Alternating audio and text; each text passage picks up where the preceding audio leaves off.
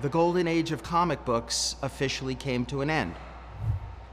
But it was also almost the end of the comic book itself.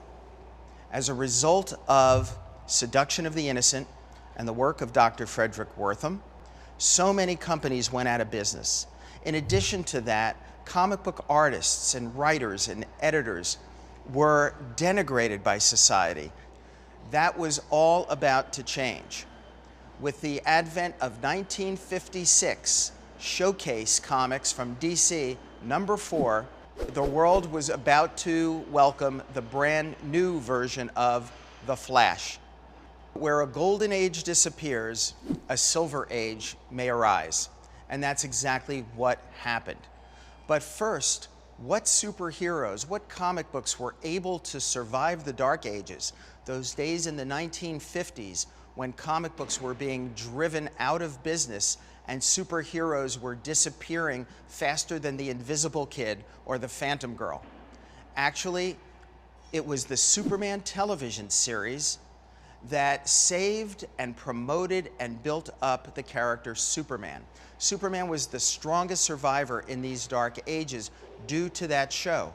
It was incredibly popular. There were no other comic book shows on TV in the day, except for maybe some episodes of Sheena, Queen of the Jungle. And so Superman not only gained in popularity, but the comic book company, DC, was able to increase the number of Superman comic book titles by introducing Lois Lane comics and Jimmy Olsen comics. Why these two non-superheroes? The answer was simple. They were two characters featured in every episode of the Superman TV series. So every kid in North America now knew Lois Lane and Jimmy Olsen. And that was the most important thing in keeping Superman and the comic book superhero itself alive during these years. But that was all about to change. When the Silver Age first began to take root, we had a brand new version of The Flash in Showcase Comics #4.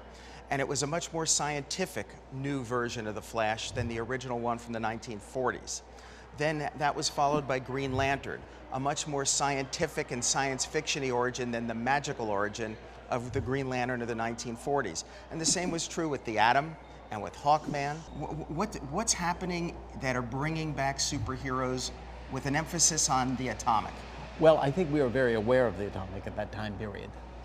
Students were being told to duck and cover in their classes. They were very aware of nuclear war, and we needed new heroes, and these people fit the bill.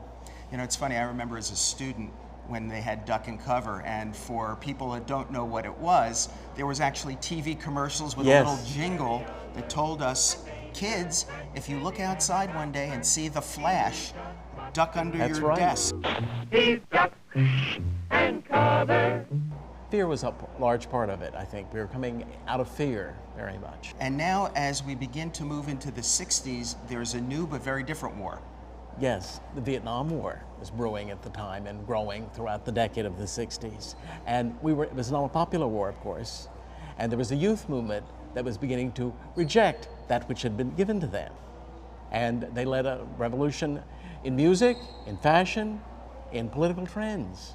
Tell me about the revolution in music. Well, the revolution in music started with the Beatles in 1964. What was the British invasion? The British invasion was the sound that these bands brought to America. The first started with the Beatles, and then various other combos came to America and led a revolution in musical sound.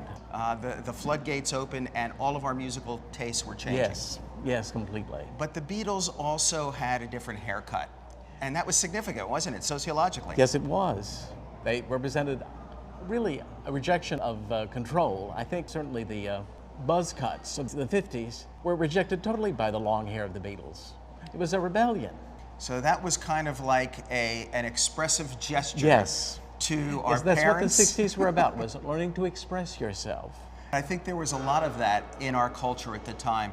It was a rejection of authority figures, military, politicians. Yes. Exactly the opposite of what had been going on in the golden That age of which we comics. held true in American culture, that which we thought we believed in, we didn't believe in anymore.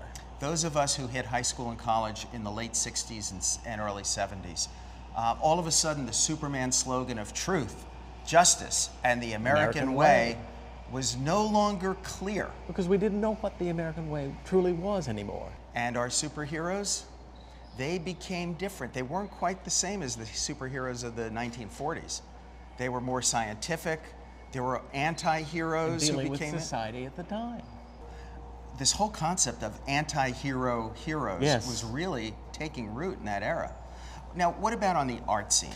Because comic books are so intertwined with art. What was happening in that 60s world? There was the trend toward pop art, and that was using the frames of what looked like comic strips for art, and Andy Warhol and such. So Andy Warhol, around about 1961, turned the art world, and followed closely by society, right on its head. Can you describe what he actually painted? He painted a Campbell's soup can, and that was a glorification of an everyday object, and giving importance to something that we had every day.